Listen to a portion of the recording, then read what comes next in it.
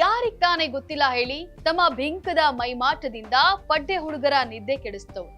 Sandalwood ನಲ್ಲಿ career ಶುರು ಮಾಡಿದಂತಹ ಈಕೆ ಭಾರತೀಯ ಚಿತ್ರರಂಗದಲ್ಲಿ ಟಾಪ್ ಹೀರೋಯಿನ್ಗಳ ಸಾಲಿನಲ್ಲಿ ಗುರುತಿಸಿಕೊಂಡವರು. ಅದ್ಯಾಕೋ ಏನೋ ಅವರ ಲಕ್ ಉಲ್ಟಾ ಹೊಡಿತಾ ಇದೆ. ಹೀರೋಯಿನ್ ಆಗಿ ನಟಿಸಿದಂತಹ ಯಾವ ಸಿನಿಮಾ ಕೂಡ ಅಂದುಕೊಂಡ ಮಟ್ಟಿಗೆ ಹಿಟ್ ಆಗ್ತಾ ಇಲ್ಲ. ಹಾಗಾದ್ರೆ ಕಿಸಕ್ ಚೆಲುವಿಯ ಕೆರಿಯರ್ ಅಂತ್ಯವಾಗುತ್ತಾ? ಎಸ್ ವೀಕ್ಷಕರೇ, ನೆಲ ಜಲ ಭಾಷೆಗಾಗಿ ಪ್ರಾಮಾಣಿಕ ಪತ್ರಿಕೋದ್ಯಮ. ನೀವು ನೋಡ್ತಾ ಇದ್ದೀರಾ ಫೋಕಸ್ ಟಿವಿ. ನಾನು ಪವಿತ್ರ.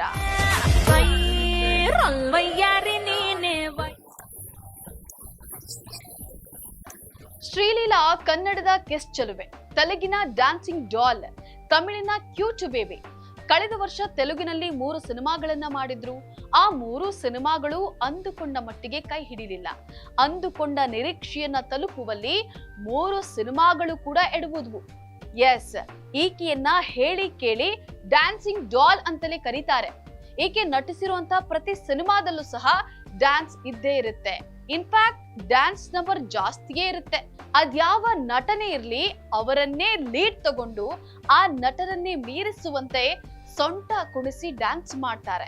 ಇದಕ್ಕೆ ಉದಾಹರಣೆಯಂತೆ ಮಾಸ್ ಮಹಾರಾಜ ಅಂತ ಕರೆಸಿಕೊಳ್ಳುವಂತಹ ರವಿತೇಜ ಅವರನ್ನೇ ಕಾಂಪೀಟ್ ಮಾಡುವಂತೆ ಮಾಸ್ ಜಾತ್ರೆಯಲ್ಲಿ ಸ್ಟೆಪ್ ಹಾಕಿದ್ರು. ಇನ್ನು ಧಮಾಕ ಸಿನಿಮಾದಲ್ಲೂ ಕೂಡ ಸ್ಕ್ರೀನ್ಗೆ ಬೆಂಕಿ ಇಡೋ ತರ ಸೊಂಟವನ್ನ ಕುಲುಕಿಸಿದ್ರು. ಇನ್ನು ಪುಷ್ಪ 2 ಸಿನಿಮಾದಲ್ಲೂ ಕೂಡ ಅಲ್ಲು ಅರ್ಜುನ್ಗೆ ಪೈಪೋಟಿ ಕೊಡುವಂತೆ ಕಿಸಕ್ ಸಾಂಗ್ಗೆ ಸ್ಟೆಪ್ ಹಾಕಿದ್ರು. ಇನ್ನು ಮಹೇಶ್ ಬಾಬು ಜೊತೆಗಿನ ಗುಂಟೂರು ಕಾರಂ ಚಿತ್ರದಲ್ಲೂ ಕೂಡ ಕುರ್ಚಿ ಮಡತ ಪೆಟ್ಟಿ ಅನ್ನುವಂತಹ ಸಾಂಗ್ಗೆ ಕುಣಿದಿದ್ದೇ ತಡ ನೇಷನ್ ವೈಡ್ ಸೆನ್ಸೇಷನ್ ಅನ್ನ ಕ್ರಿಯೇಟ್ ಮಾಡಿದ್ರು.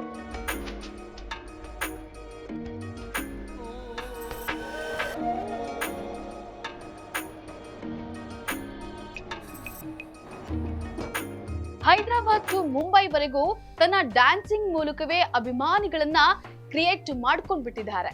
ಆದ್ರೆ ಈಕೆಯ ಲಕ್ ಬರೀ ಹಾಡುಗಳನ್ನ ಮಾತ್ರ ಗೆಲ್ಲಿಸೋಕೆ ಸೀಮಿತವಾಗ್ತಾ ಇದೆಯಾ? ಹಾಗಾದ್ರೆ ಇವರ ನಟನೆಯ ಯಾವ ಸಿನಿಮಾನೂ ಹಿಟ್ ಆಗ್ತಾ ಇಲ್ವಾ ಅನ್ನುವಂತಹ ಪ್ರಶ್ನೆ ಸದ್ಯ ಎದ್ದಿರುವಂತದ್ದು. ಶ್ರೀಲೀಲಾ ನಟನೆಯ ಮೊದಲ ಸಿನಿಮಾ ರಾಬಿನ್ ಹುಡ್. ಆ ಸಿನಿಮಾದಲ್ಲಿ ನಿತಿನ್ ನಾಯ್ಕ ನಟನಾಗಿದ್ರು. ಅದ್ಯಾಕೋ ಏನೋ ಆ ಸಿನಿಮಾ ಕೂಡ ಬಾಕ್ಸ್ ಆಫೀಸ್ ನಲ್ಲಿ ಮಕಾಡೆ ಮಲಗಿತು. ಅದರ ನೆಕ್ಸ್ಟ್ ಜೂನಿಯರ್ ಸಿನಿಮಾ, ಅದು ಕೂಡ ಅಂದುಕೊಂಡ ಮಟ್ಟಿಗೆ ಕಿಕ್ ತೆಗೆದುಕೊಳ್ಳಿಲ್ಲ. ಆ ಸಿನಿಮಾದಲ್ಲಿ ಗಾಲಿ ಜನಾರ್ದನ್ ರೆಡ್ಡಿ ಮಗ ಕಿರೀಟಿ ರೆಡ್ಡಿ ನಾಯ್ಕ ನಟನಾಗಿ ನಟಿಸಿದ್ರು. ಈ ಸಿನಿಮಾದ ವಯ್ಯಾರಿ ಸಾಂಗ್ ಸಿಕ್ಕಾಪಟ್ಟೆ ಹಿಟ್ ಆಯ್ತು. ಆದ್ರೆ ಸಿನಿಮಾ ಸೋತು ಸುಣ್ಣವಾಯಿತು. ಇದೇ ವರ್ಷದ ಕೊನೆಯಲ್ಲಿ ಮೂಡಿ ಬಂದಂತಹ ಮಾಸ್ ಜಾತ್ರಾ ಕೂಡ ಅಭಿಮಾನಿಗಳಲ್ಲಿ ಮುಟ್ಟುವಲ್ಲಿ ಅಟ್ಟರ್ ಫ್ಲಾಪ್ ಆಯ್ತು. ಸದ್ಯ ಶ್ರೀಲೀಲಾ ಅವರೇ ಸಿನಿ ಕೆರಿಯರ್ ಗ್ರಾಫ್ ನೋಡ್ತಾ ಇದ್ರೆ ದಿನದಿಂದ ದಿನಕ್ಕೆ ಕಡಿಮೆ ಆಗ್ತಾನೆ ಇದೆ. ಸದ್ಯ ತೆಲುಗಿನ ಯಾವ ಸಿನಿಮಾನೂ ಶ್ರೀಲೀಲಾ ಒಪ್ಪಿಕೊಂಡಿಲ್ಲ ಅನ್ನುವಂಥ ವರದಿ ಇದೆ. ಹೀಗಾಗಿ ಟಾಲಿವುಡ್ ನಿಂದ ಮರೆಯಾಗ್ತಾರಾ ಶ್ರೀಲೀಲಾ ಅನ್ನುವಂಥ ಪ್ರಶ್ನೆ ಕೂಡ ಈಗ ಮೂಡಿರುವಂಥದ್ದು. ಇನ್ನು ತೆಲುಗಿನಲ್ಲಿ ಸಾಲು ಸಾಲು ಸಿನಿಮಾಗಳು ಹೀಗಾದ್ಮೇಲೆ ತಮಿಳಿನಲ್ಲಾದ್ರೂ ಕ್ಲಿಕ್ ಆಗ್ತಾರಾ ಅಂದ್ಕೊಂಡ್ರೆ, ಅಭಿನಯಿಸಿದ ಮೊದಲ ತಮಿಳು ಸಿನಿಮಾ ಪರಾಶಕ್ತಿ ಕೂಡ ಅಟ್ಟರ್ ಫ್ಲಾಪ್ ಆಗೋಯ್ತು.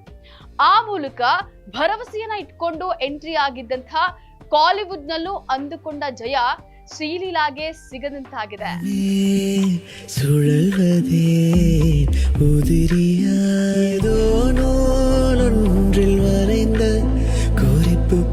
ಸದ್ಯ ಇದೆಲ್ಲವನ್ನ ವಿಶ್ಲೇಷಿಸ್ತಾ ಇರುವಂತಹ ಸಿನಿ ತಜ್ಞರ ಪ್ರಕಾರ, ಸಿನಿ ದುನಿಯಾದಲ್ಲಿ ನಾಯಕಿಯಾಗಿ ಗೆಲ್ಲೋ ಕುದುರೆ ಅಲ್ಲ ಶ್ರೀಲೀಲಾ ಅನ್ನುವಂತ ಮಾತಾಡ್ತಾ ಇದ್ದಾರೆ. ಒಟ್ನಲ್ಲಿ ಶ್ರೀಲೀಲಾ ನಾಯಕಿಯಾಗಿ ಬ್ಯಾಕ್ ಟು ಬ್ಯಾಕ್ ಸೋಲು ಕಾಣ್ತಾ ಇದ್ದು, ಬಾಲಿವುಡ್ ನ ಆಶಿಕಿ 3 ಮೇಲೆ ಸದ್ಯ ಎಲ್ಲರ ಚಿತ್ತ ನೆಟ್ಟಿದೆ.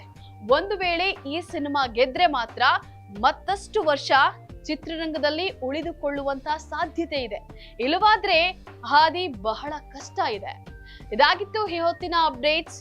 ನೆಲ ಜಲ ಭಾಷೆಗಾಗಿ ನೋಡ್ತಾ ಇರಿ ಫೋಕಸ್ ಟಿವಿ.